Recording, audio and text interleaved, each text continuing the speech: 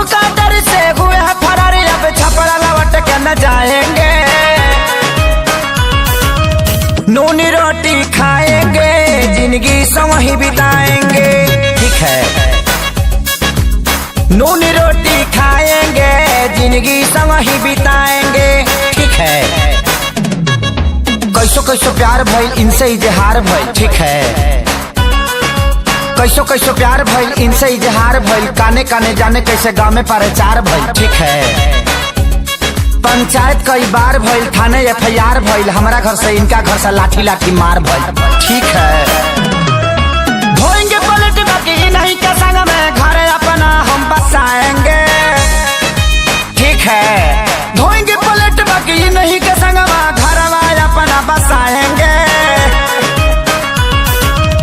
नून रोटी खाएंगे, जिंदगी संग ही बिताएंगे। ठीक है, नून रोटी खाएंगे, जिंदगी संग ही बिताएंगे। ठीक है,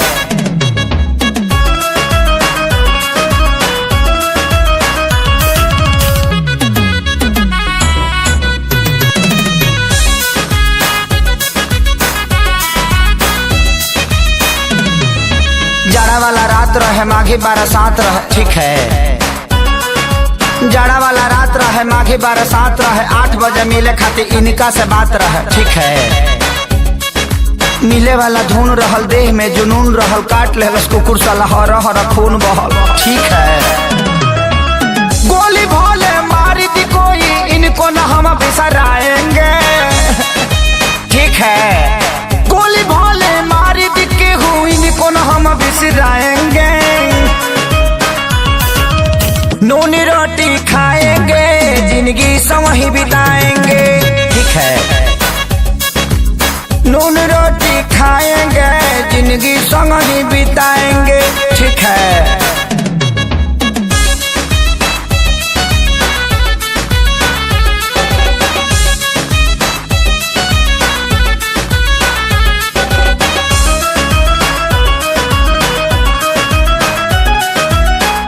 मर जाए इनका खातिर लड़ जाए। ठीक है, कट जाए मर जाए इनका खातिर लड़ जाए। कोर्ट मैरिज खातिर जज से भी अड़ जाए। ठीक है, संगे प्यारे लाल बाड़े, सोनू खुशहाल बाड़े, प्रणव आजाद आशीष कोइले ख्याल बाड़े। ठीक है, हाय हम खेसारी इनके बाप के हाथ न आएंगे। ठीक है, हाय हम खेसारी इनके बाप के हाथ न आएंगे। नून रोटी खाएंगे, जिंदगी संग ही बिताएंगे। ठीक है,